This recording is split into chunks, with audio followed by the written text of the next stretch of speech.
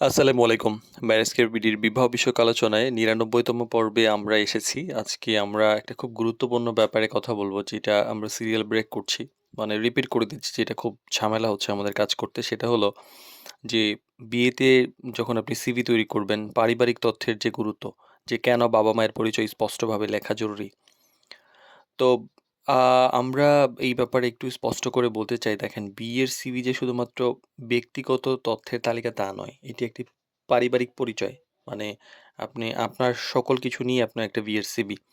তো অনেকেই নিজের পড়াশোনা, জব, স্কিল খুব সুন্দরভাবে লেখেন, কিন্তু বাবা-মায়ের পরিচয় বা পারিবারিক অবস্থানটা অস্পষ্ট রেখে দেন। এখানেই একটা গুরুত্বপূর্ণ ঘাটতি থেকে যায়।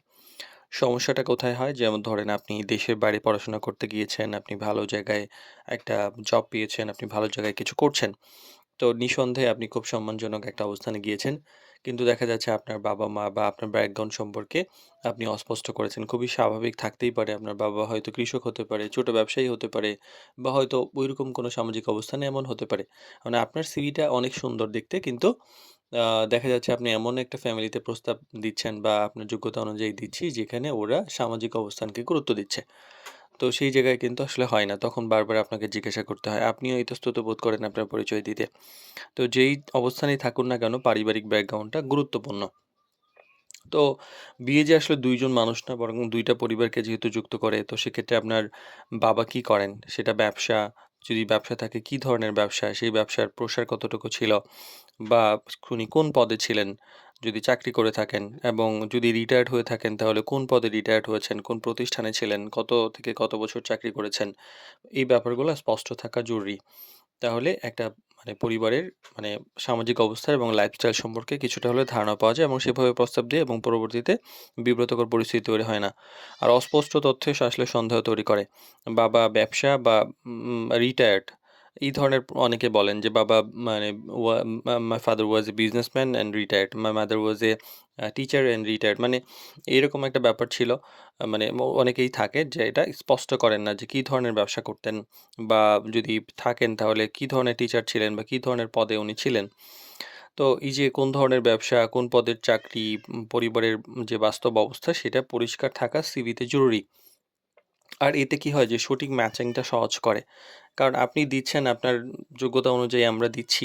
কিন্তু একটা পর্যায়ে গিয়ে দেখা যায় যে সেটা ক্যানসেল হয়ে যাওয়ার সম্ভাবনা থাকে, যখন আপনার পারিবারিক ব্যাকগ্রাউন্ডটা পরিষ্কার হয়। তো এর ফলে অপ্রয়োজনীয় যে ব্যাপারগুলা, এটা ক্লিয়ার থাকলে অপ্রয়োজনীয় যোগাযোগটা কমে যায়। গতকালকেও এমন একটা এক্সপেরিয়েন্স হইছে। মানে অনেক ভালো ছেলের কোয়ালিফিকেশন, কিন্তু ফ্যামিলি ব্যাকগ্রাউন্ডটা ঐরকম না। যার ফলে হচ্ছে পাত্রীপক্ষ না করেছে। আসলে শুধু যে পেশা তা কিন্তু নয়, পারিবারিক পরিবেশ বেড়ে ওঠাটাও গুরুত্বপূর্ণ।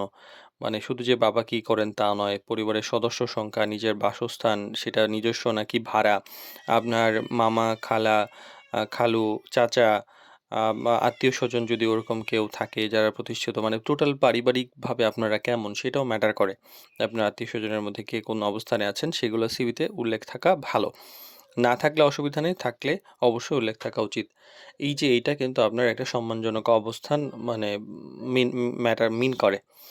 আর তথ্য দিতে গিয়ে অনেকেই বাড়িয়ে ফেলেন এবং লুকান ২ টাই। যেমন my father was a government officer.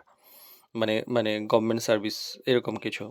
Father এর ডেজিগনেশন গভর্নমেন্ট সার্ভিস। এখন দেখেন গভর্নমেন্ট সার্ভিস একদম পিয়ন থেকে সচিব সবই আছে। এখন কোন পদ আপনি দিচ্ছেন না, এটা একটা সমস্যা, এবং পরবর্তীতে আমরা অনেককে পেয়েছি গভর্নমেন্ট সার্ভিস, এবং দেখা যাচ্ছে যে অনেক নিচের পদের। তো আপনি হয়তো নিজে এগিয়ে গিয়েছেন, অনেক ভালো ফ্যামিলিতে যাইতে চাচ্ছেন, কিন্তু ওই ফ্যামিলির আত্মীয়স্বজনের কাছে সবসময় সবকিছু অ্যাকসেপ্টেবল নাও হতে পারে। তো যেটা সত্য সেটা সুন্দরভাবে পরিষ্কারভাবে লিখুন, যেটা সম্মানজনক সেটাই সম্মানজনক ভাষায় উপস্থাপন করুন। কারণ বিয়ের সম্পর্ক আসলে বিশ্বাসের উপর দাঁড়িয়ে থাকে।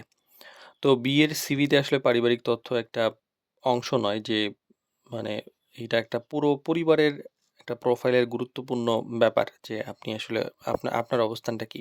তো যেখানে স্পষ্টতা আছে, সত্যতা আছে, সম্মানজনক উপস্থাপন আছে, সেখানে কিন্তু বিশ্বাস তৈরি হয় এবং সঠিক ম্যাচ পাওয়ার সম্ভাবনা বাড়ে। তাই মনে রাখতে হবে যে নিজের পরিচয়ের পাশাপাশি পরিবারের পরিচয়টাও অনেক বেশি গুরুত্বপূর্ণ।